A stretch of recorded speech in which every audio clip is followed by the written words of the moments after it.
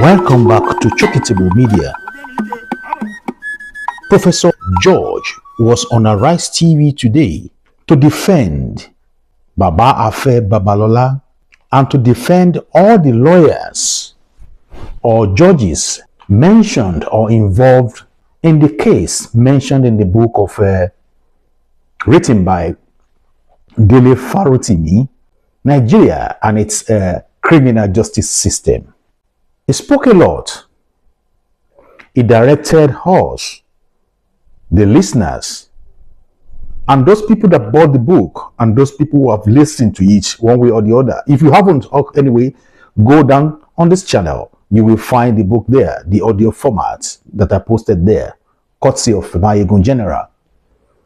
But Professor Adesheye did a very good job. Let me call him George. He did a good job defending and shedding more light into the matter at hand. But it doesn't really go well with all the people, with the masses, and with the commentators all around. They've been asking series of questions and passing comments in which I want you to listen to. The video itself, recorded by Arise, was about 30-something minutes, but I wouldn't want it to be up to that so that I won't take much of your time. But the koko gongo to wambe, and that is what I want you to note. Balogun Onikeku, 1927, wrote in his comment, he said, Dele Farotimi is not wrong, and there is nothing to acknowledge. Baba Agbayaoli. Then, Info Suits Hub, the man is sent to cover up the truth. All Nigerians know the judiciary is corrupt, so while trying to defend Afe Babalola, Afe Babalola should defend himself in court. Activist Jonathan also wrote, he said, leave the matter. Most Nigeria already knows the truth. Do you know the truth? I'm asking you. Another person, Anthony, he wrote, he said, you know, Oga, we don't know what you know. But we know that the judicial system in Nigeria is almost irredeemably corrupt, like he wrote it. So Afe Babalola is the accuser, the jury, and the judge. How can you say? You know Babalola didn't do what was written by Farotimi when he hasn't been allowed to prove his claims. Saying Babalola is an institution, is like God, that cannot do wrong. So he is above reproach and law. The professor did not make any sane legal argument, but rather his own personal opinion. In this case, there is no due process. Farotimi should be allowed to defend himself in court, not with intimidation. It is ironical that what Farotimi wrote about the system is exactly what is playing out. Does this now give Nigerian any reason to have faith in Nigerian criminal justice system? That is the way the writer wrote it. Then Chigozie also wrote, said, "Not them tell you to go to court. What a time to be alive." He put emoji. Then I have Eniolo that also wrote, he said, "Oga, please go home and listen to yourself. And in the process, ask for your children's opinion. Then you will know the damage you have done to yourself." And then the last one I will bring to you, because it's getting far. This man and Mr. Professor come to Europe and America to see truthful old men with integrity and genuine country progress at heart. Not jokes that goes about with fake degrees and ugly faces. That is exactly what I have. That's just a part of it, of what I have for you online. But the question is it true that defamation is not a criminal offense in Nigeria? I think this is part of the question Professor George should have answered. Then, will all these lawyers and professors not push for Afe to come to court? or go to court to defend what was written in the book? Will it not be better for that to happen? Then why can't they also go and debunk and write their own book? And did the Baba also change the court papers, the judgment issue at that particular time? Those are the things I saw and I think should be answered by those people coming out online now to defend Baba. Is Supreme Court also okay? Can it be relied upon? Those are the things we expected to hear from Mr. George Adesheye or Professor. How should defamation be treated? He should be able to lecture people rather than what he was saying. Dragging and tarnishing the image of Dele Farotimi. You know, they said he lied. They said he defamed the Supreme Court and Lagos judiciary. They say he embarrassed Baba. He dragged Baba, you know, a respectable man in the mud. He dragged his name in the mud. And Baba is not just an ordinary human being. It's an institution in its own. So those are part of the thing that people are saying that they expected that our Professor George should have answered on Arise this afternoon. What is your own comment? What is your own opinion? Please put it in the comment section and let us talk about it. Joined by Professor Yemi Akinshete George, who is a senior advocate of Nigeria, an advocate, professor of public law, and president, Center for Social Legal Studies, as we continue to interrogate all possible angles to this intriguing judicial back and forth unfolding before our very eyes on the case of alleged defamation between two top Nigerian lawyers, Dele Farotimi and Chief Afe Babalola, SAN. Good morning, Prof. Good to have you join us on the morning show today, this beautiful Saturday morning. Good morning. Good morning, sir. Thank you for being here. Thank you. Thank you, Professor Akinshete George. All right. Thank you. All right. I'm sure that you have been following this intriguing, interesting case between two lawyers who happen to be two Ekiti illustrious sons, Chief Afe Babalola, SAN, and Dele Farotimi. I'm sure that you are aware of the fact. For about 2 weeks or thereabout, we've been on it since the time that Mr. Farotimi alleged that there was a conspiracy cooking somewhere about what will happen to him because of the book that he has written, up to the point when he was picked up, taken to Ekiti, and then appearing in court, granted bail, but back in custody. I'm sure you followed all of that.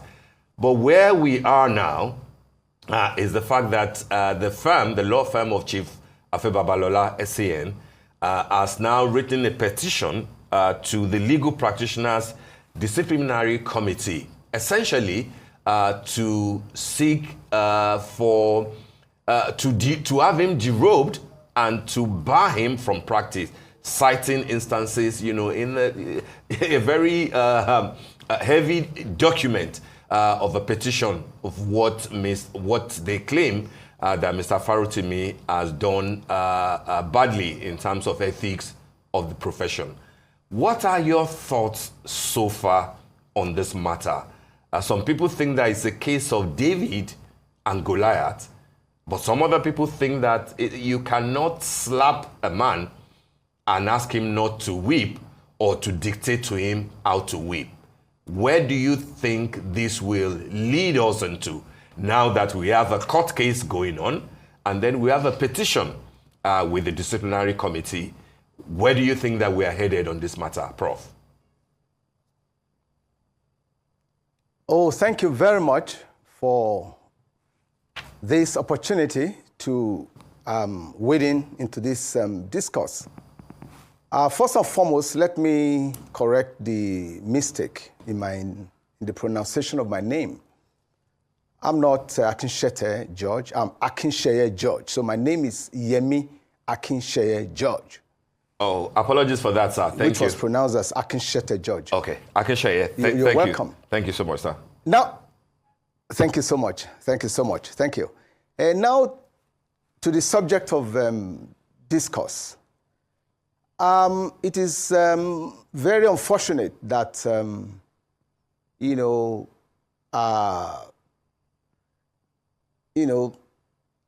a petition or a book, has been written, without, ensuring that the book is properly situated within the permissible parameters of the law.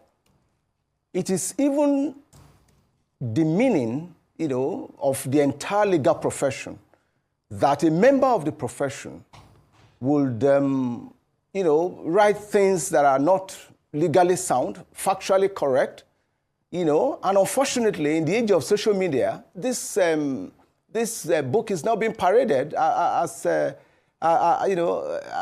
something that people should read.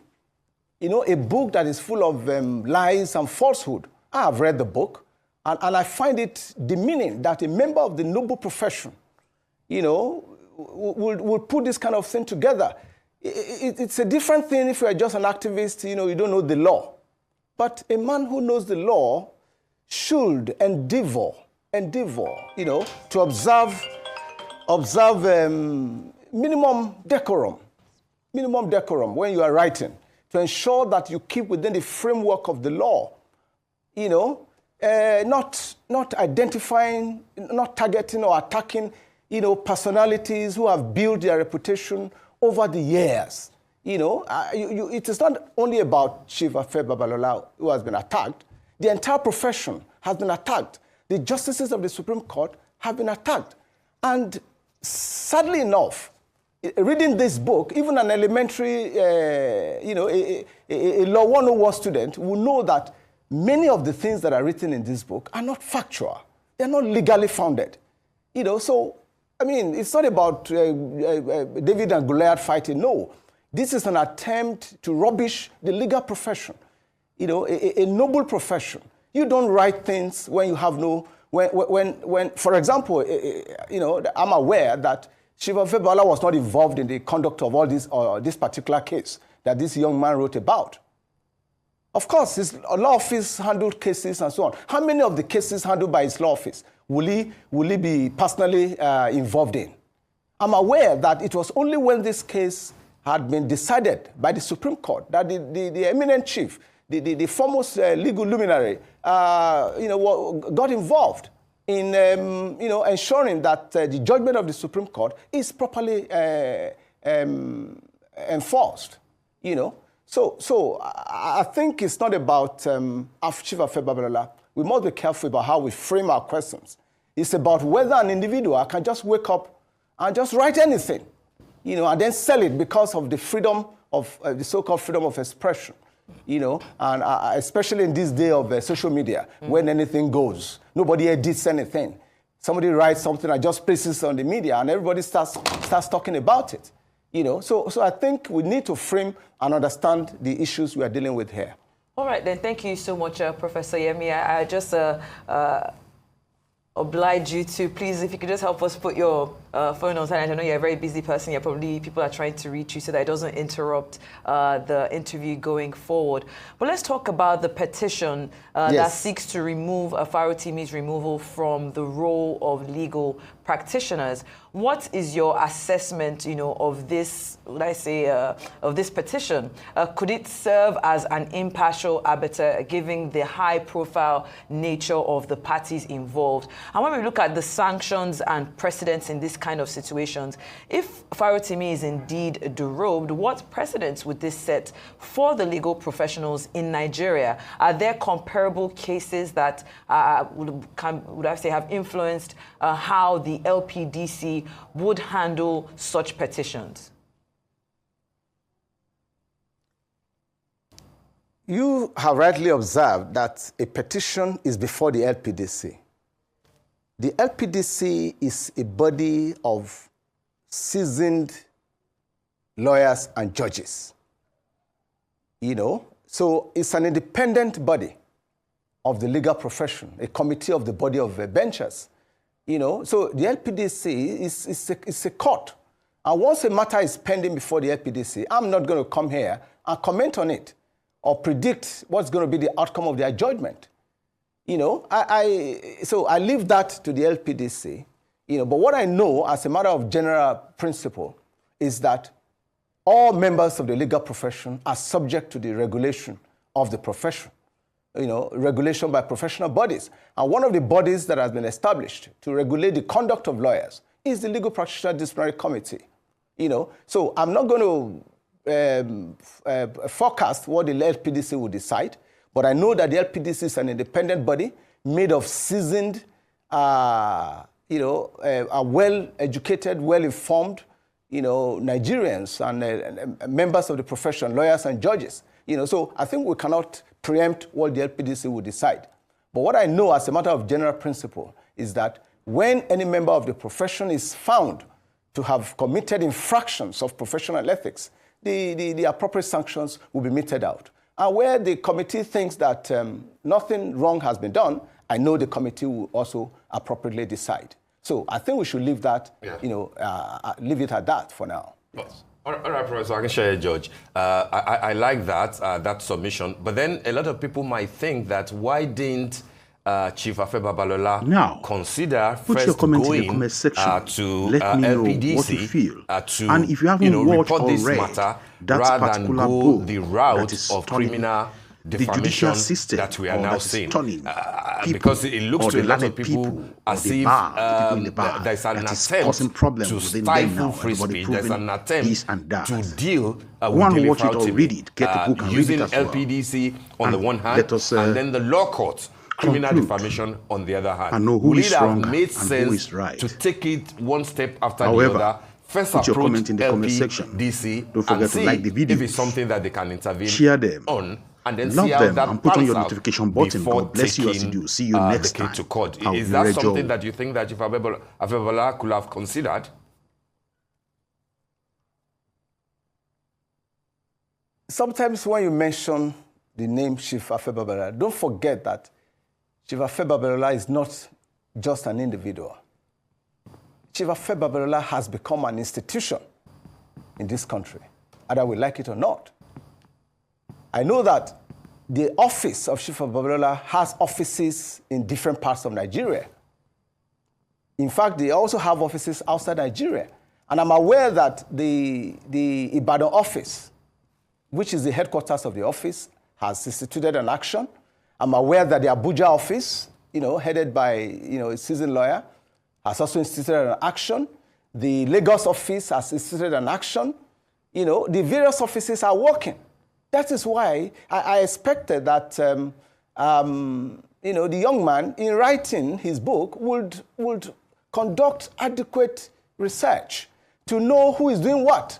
Not just targeting this gentleman par excellence, the foremost legal luminary, Afe Babalola. He's an institution. You cannot just get up from nowhere and attempt to bring down such a renowned statesman, elder statesman, who has made so tremendous contributions to the development of the legal profession. You know, so when you talked about some people filing, these different actions have been instituted by different individuals. You know, although the office is one, but there are different people running these different offices. If, in their opinion, you know, they want the input of the courts, they have gone to court in Ekiti. Some have gone to LPDC. Some have filed some civil actions. You know, I think, you know, the legal system, I do not see any conflict. The legal system knows how to resolve all of these issues without one being contradictory of the other. Unlike in the case of judges, where judges are involved, you have to go to the NJC and get the matter resolved by the NJC before a court of law can intervene. But when it comes to legal practitioners, there's no priority in terms of where you go first. You can go to court where there's a criminal allegation, which is what has been done, you know, to deal with the issue of criminal defamation, which is going on in Ekiti. You know, then some other people have filed an action before the Legal Practitioner Disciplinary Committee. You know, so these different actions can exist concurrently. There is no rule of priority as to where you start first. What's important is that where any infraction has been found, where there has been a violation of the law, you know, any of these processes, you know, can be legally applied to ensure that, everybody keeps within the framework of the law. Okay, so when we look at the book in itself, that has, after this arrest, reportedly reached bestseller status, largely because of the controversy surrounding its publication, how do you then interpret the paradox that efforts to, stop the book or, suppress it from going out there have only amplified public interest and made it a rallying point for discourse on justice in Nigeria? There are critics who have argued that the use of legal action, from civil action, of course, to now criminal actions, police intervention to stop the sale of the book undermines the freedom of expression. What does this whole saga reveal about the state of free speech in Nigeria? Thank you so much. My freedom to stretch my hand as I like ends where the nose of my neighbor begins. In other words, I have freedom of expression. I cannot use that freedom of expression to demean other people, to damage the reputation of other people. That's not allowed by the law. Granted that, this book is now widely circulated and all of that, but that does not detract from the fact that there is where an illegality has been committed, where defamation has been committed, the law should be allowed to take its course. And here at this point, I cherish the attempts by very senior, well-meaning statesmen, like Mr. Peter Obi, the presidential candidate of the Labour Party, the former head of state, Chief Olusegun Obasanjo, and other eminent Nigerians who have attempted, to wade in so as to find a way of resolving this matter. But as long as the young man has not seen anything he has done wrong, I think, the law may have to take its course. The law may have to take its course. You agree with me that bad news spreads faster. People have a tendency to want to listen to bad news. I have looked at this book. I wonder why so many people are reading it. But probably because of the notoriety that has accompanied the book by reason of, and this may be the motive of the young man. This may be the motive. You take on a big man so that you become a celebrity yourself. You take on a celebrity, you attack a man of, influence so that people can now start discussing you, in reference to that man. That may be the motive. So all of this will be tested. All of this will be tested, and for example, the title of the book is misleading. The title of the book is wrong. When you talk about criminal justice system, we are talking about the system of administration of justice. But for you to label the entire justice system of a country as criminal, I think that's unbecoming. This is my personal opinion. When I read the book, I thought it was going to be discussing things like how court procedures, how matters are done in the courts. So you create a wrong impression. That title is wrong. That book is not fit for readership because it portrays the entire legal profession in a very bad light. For a lawyer, if a non-lawyer writes that kind of a book, I can understand. But for somebody who has been trained, who has benefited from the profession, who has enjoyed the profession, who intends to continue to enjoy the protection of the profession, to write so carelessly about the legal system, I think it's, to my mind, it's nothing to write home about. It's most unfortunate. It's most unfortunate, And the fact that it's now acquired a celebrity status, it's not a surprise to me because people love to hear negative things. Because most people prefer to hear negative things. Bad news spread faster. When you talk about good news, only a few people will be interested. And that's the unfortunate reality of our existence. Yeah. All right, Prof.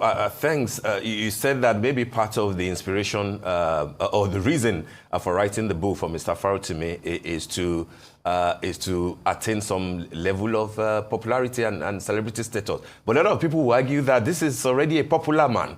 This is already somebody whose views are known, somebody who has always complained about misgivings, shall we say, about the administration of justice in Nigeria. People say, well, maybe it has to do with the activist part of him, given the fact that, many years ago he was the president of the student union at LASU, and a number of things happened, during that time. Of course, he became a lawyer. He's become an activist. He speaks through to power. And so when you say that maybe the motivation is for a David to bring down a Goliath, will you think that is correct, or was Mr.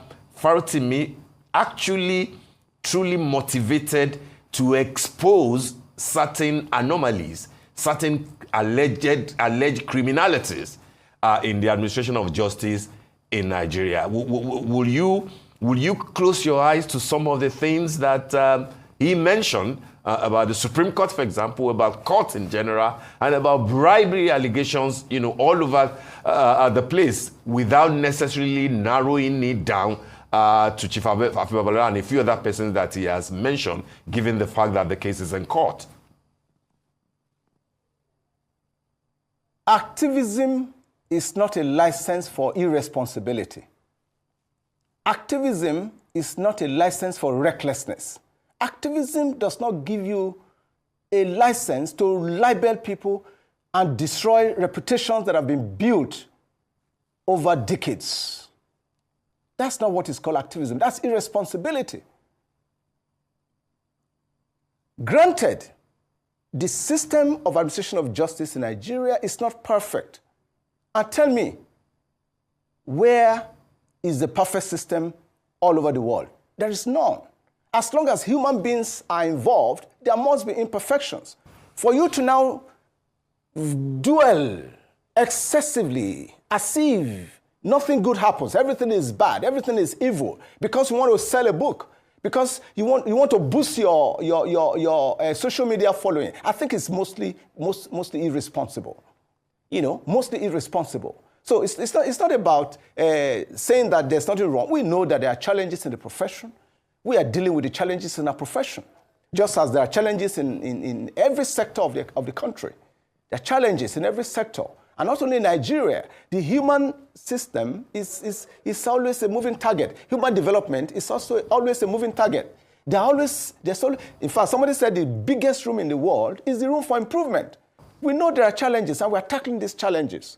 New laws are being made, laws are being amended, but for someone to wake up and say that everything is bad, everything is evil, nothing works, and you're expecting that same system to protect you. You're expecting that system to protect your rights. I think it's preposterous. I think it's unfortunate. I think it's unbecoming, to say the least. I think it's unbecoming, to say the least. I'm not talking about individuals. I'm not talking about individuals. You don't pull down a structure. You don't pull down an entire system because you have an axe to grind, maybe with an individual. And here is an individual who was not even involved in this case. From High Court, Court of Appeal to the Supreme Court. It was only after the judgment of the Supreme Court had been delivered that the eminent chief was requested to write a letter with a view to enhancing the enforcement of the judgment. So it is unfortunate that we are not able to distinguish between an individual and an institution. So I think the argument regarding this young man's write-up is not about David and Goliath fighting. That's not the issue. The issue is, can anybody just wake up any day and write any rubbish and expect everybody, to be clapping for him? Because we're in an age of social media, people are free to say anything they want to say. There are no editors. Nobody edits anything that goes on social media. This book is self-published. I don't think anybody edited it. It's full of errors, full of factual errors, blunders, all kinds of blunders. And yet you are now celebrating it because people have developed itchy ears, looking for some scandal, looking for this tendency of bringing down syndrome. People who have built their reputation, justices of the court who have built their reputation over the years, and now somebody just wakes up somewhere and says they are all bad, everybody is bad. No, that's not good for our society. It's not good for our country. And that's not what activism is all about. There are activists. We know people like Chief Gani Fahimi. He didn't bring down the institution.